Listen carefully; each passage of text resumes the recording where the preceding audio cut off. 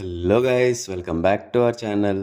Marvel Studios నుంచి Ironheart web series నిన్ననే release అయ్యింది అండ్ ప్రీమియర్గా ఫస్ట్ 3 ఎపిసోడ్స్ రిలీజ్ చేశారు.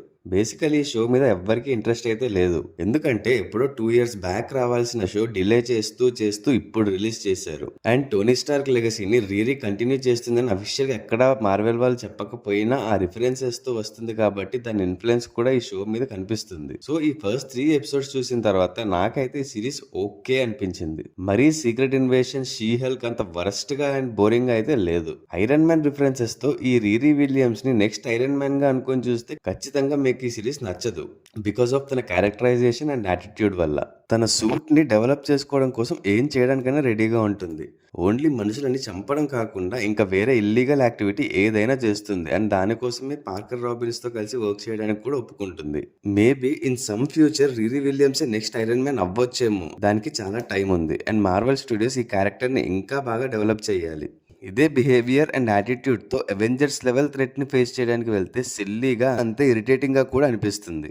సో అవన్నీ పక్కన పెట్టేసి జస్ట్ ఒక normal show, normal MIT genius student iron man ని అడ్మైర్ చేస్తూ తన ఓన్ ఐరన్ సూట్ ని బిల్డ్ చేయాలనుకుంటుంది అనే పర్స్పెక్టివ్ తో చూస్తే మీకు కూడా ఈ సిరీస్ ఓకేష్ అనిపించవచ్చు.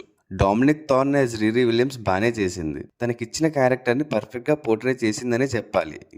కొన్ని సీన్స్ లో ఎమోషన్స్ అంత బాగా సింక్ అవ్వలేదు, నాచురల్ గా కాకుండా ఏదో ఫోర్స్ఫుల్ ఇరికించినట్టు అనిపిస్తుంది. But apart from that she did a decent job. So ఇంకా 3 ఎపిసోడ్స్ అయ్యాయి కాబట్టి స్టోరీ మెల్లగా బిల్డ్ అవుతుంది. చూడాలి నెక్స్ట్ వీక్ రిలీజ్ అయ్యే మిగతా 3 ఎపిసోడ్స్ అయినా మచ్ మోర్ ఇంట్రెస్టింగ్ గా ఉంటాయో లేదా ఇంతకు ముందు సిరీస్ లానే డిసప్పాయింట్ చేస్తాయో. ఇంకా another main character of this series Parker Robbins AKA the Hood. Seriously Anthony Ramos చాలా బాగా చేశారు. మంచి పొటెన్షియల్ ఉన్న క్యారెక్టర్ దొరికింది అండ్ యాజ్ ఫర్ ఈ 3 ఎపిసోడ్స్ లో మంచి పర్ఫార్మెన్స్ ఇచ్చారు అండ్ ఇంకా తన క్యారెక్టర్ యొక్క సస్పెన్స్ ని అలానే ఉంచారు. అసలు ఈ హుడ్ ఎలా వచ్చింది, బ్యాక్గ్రౌండ్ లో వినిపిస్తున్న వాయిసెస్ మెఫిస్టోదేనా లేక ఇంకేమైనా స్టోరీ చేంజ్ చేశారు అనేది కమింగ్ ఎపిసోడ్స్ లో తెలుస్తుంది. ఇంకా కొంచెం ఇంట్రెస్ట్ అండ్ హైప్ క్రియేట్ చేస్తున్న character Joe or Ezekiel Stane, son of Obadiah Stane. చూస్తుంటే క్యారెక్టర్ మంచోళ్ళనే ఉన్నాడు, బట్ ఎక్కడో కొడుతుంది నాకు. ఆల్సో జో దగ్గర నుంచి తీసుకున్న బయోమెష్ ఆ హెయిర్లమ్ కంపెనీలోనే పడిపోతుంది. దాని వల్ల జో దొరికిపోయి రీరీ మీద ఏమైనా హెట్రెడ్ పెంచుకుంటాడేమో చూడాలి. సో ఈ ఫస్ట్ 3 ఎపిసోడ్స్ అయితే జస్ట్ ఓకే అనిపించాయి, బట్ నెక్స్ట్ ఎపిసోడ్స్ కి ఇంట్రెస్ట్ అయితే క్రియేట్ చేసిందనే చెప్పాలి. సో రిమైనింగ్ 3 ఎపిసోడ్స్ ఈ మొమెంటం ని క్యారీ చేస్తే ఇది ఒక డీసెంట్ వాచ్ అవుతుంది. సో నెక్స్ట్ వీక్ వరకు వెయిట్ చేసి చూడాలి. అండ్ ఈ ఫస్ట్ 3 ఎపిసోడ్స్ కి రేటింగ్ వచ్చి 2.5/5. ఈ ఐరన్ హార్ట్ సిరీస్ చూడాలంటే ఇంతకు ముందేమైనా సిరీస్ లో ఆర్ మూవీస్ చూడాలా అంటే